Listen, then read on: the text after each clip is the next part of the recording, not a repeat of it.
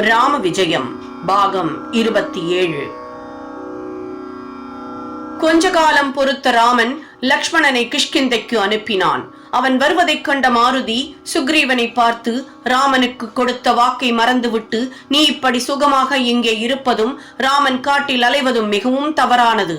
அதோ அங்கே லக்ஷ்மணன் உனது அரண்மனை வாசலில் நிற்கிறான். நிச்சயம் நம் எல்லோரையும் அவன் கொன்றுவிடப் போகிறான். ஜாகிரதை என எச்சரித்தான். அதை கேட்டதும் பயந்து போன சுக்ரீவன் தனது மனைவி மாரையும் இதர வானரர்களையும் அழைத்துக் கொண்டு சென்று நேராக ராமனின் காலடியில் விழுந்து பணிந்து தன்னை மன்னிக்குமாறு வேண்டினான். தனது வானரர்கள் அனைவரையும் அப்போதை அனுப்பி சீதையை தேடி கண்டுபிடித்து ராமனிடம் ஒப்படைக்கும் பணியில் ஈடுபட பணித்தான். தனது மோதிரம் ஒன்றை மாருதியின் கை விரலில் தனது அடையாளமாக ராமன் அணிவித்து அனுப்பி வைத்தான். வானரர்கள் அனைவரும் சீதையை தேடி புறப்பட்டனர். செல்லும் வழியில் ஒரு கானகத்தை கடக்கும் போது அவர்கள் அனைவரும் மதிமயங்கி கிறங்கினர். மேலே செல்ல முடியாமல் தவித்தனர். தண்டகர் என்னும் ரிஷி இந்த காட்டிற்குள் எவர் வந்தாலும் அவர்கள் புத்தி கலங்கி அலைவார்கள் என்னும் சாபத்தை இட்டிருந்தார். அந்த காட்டின் வனதேவதை அவரது இளைய சிசுவை காவு வாங்கியதால் இப்படி ஒரு சாபம் கொடுத்தார். அந்த குழந்தை ஒரு அசுரனாக மாறி அந்த காட்டிற்குள் வருவோரை எல்லாம் தனக்கு இரையாக்கி கொண்டிருந்தது. வாலியின் மகனான அங்கதன் மட்டும் இதனால் பாதிக்கப்படாமல் அந்த அரக்கனை கொன்றான். அப்படி கொல்லப்பட்டதுமே அந்த அரக்கனும் தனது சுய உருவை அடைந்தான். ராமனின் பெயரை இடைவிடாது உச்சரித்துக் கொண்டிருந்ததால் ஏனைய வானரர்களும் அந்த ஆபத்திலிருந்து தப்பினார்கள்.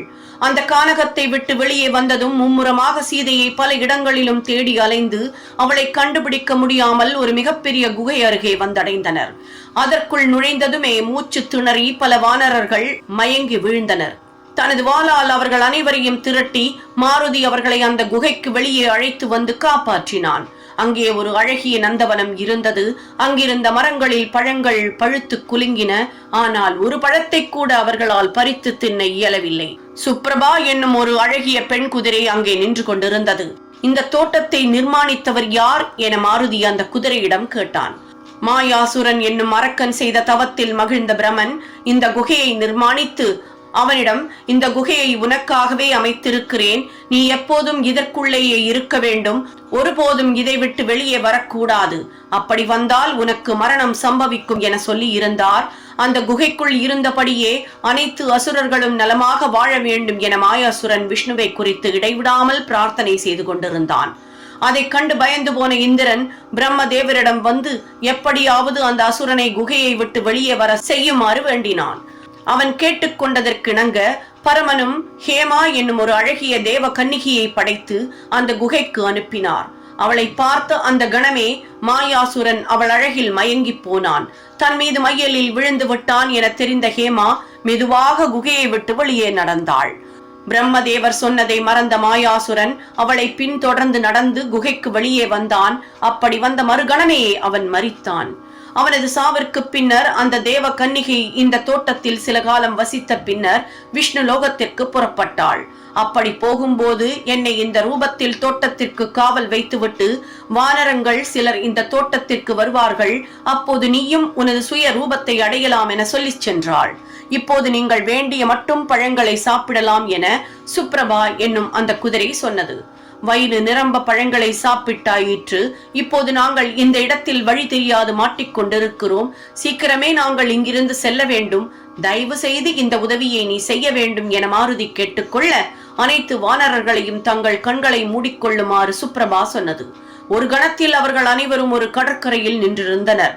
சுப்ரபா தனது பழைய உருவை அடைந்து நேராக ராமனை சென்று பணிந்துவிட்டு தன் கணவனுடன் சேர வானுலகம் சென்றாள். ஓம் ஜெய் ஸ்ரீராம். ராம விஜயங்கிற அற்புதமான இந்த பதிப்பை இதுவரைக்கும் தமிழ்ல இப்படி கொடுத்திருக்காளா அப்படிங்கிறது தெரியாது. ஆனா ராமனுடைய அவதாரம் ஏற்படுறதுக்கான காரணம் அதற்கு முந்தைய நிகழ்வுகள் எல்லாம் ரொம்ப ரொம்ப சுவாரஸ்யமானது. பல பேருக்கும் தெரியாத பல உண்மை சம்பவங்கள் இதுல அடங்கி இருக்கு. சோ நம்ம எல்லாருக்கும் இது தெரியணும். பல புராண கதாபாத்திரங்களின் தத்ரூப குணாதிசயங்களை இதுல வர்ணிச்சிருக்கிறது ரொம்ப அபூர்வமா இருக்கு. கண்டிப்பா இந்த பதிவை முடிஞ்ச அளவுக்கு மற்றவளுக்கும் ஷேர் பண்ணுங்க. இதை கேட்கறதுக்கே நம்ம பல புண்ணியம் பண்ணிருக்கணும்னு சொல்லுவா. அதனால முடிஞ்ச அளவுக்கு மற்றவாளுக்கு இதை செய்ய செய்ய நம்மளுடைய வாழ்க்கை சிறக்குங்கிறது உண்மை. சப்ஸ்கிரைப் பண்ணாதவா கண்டிப்பா சப்ஸ்கிரைப் பண்ணி ஒரு லைக் அண்ட் கமெண்ட் கொடுக்கலாம். உங்களுடைய வியூ என்ன அப்படிங்கறது கமெண்ட் பாக்ஸ்ல சொல்லுங்க. எப்பொழுதும் சந்தோஷமாகவும் சௌபாகியமாகவும் இருக்க வாழ்த்துக்கள். ஸ்ரீராம ஜெய ராம ஜெய ஜெய ராமா, ஸ்ரீராம ஜெய ராம ஜெய ஜெய ராமா, ஸ்ரீராம ஜெய ராம ஜெய ஜெய ராமா, ஸ்ரீராம ஜெய ராம ஜெய ஜெய ராமா. தொடர்ந்து இணைந்திருங்கள் ஓம்கார் சரித்ராவுடன்.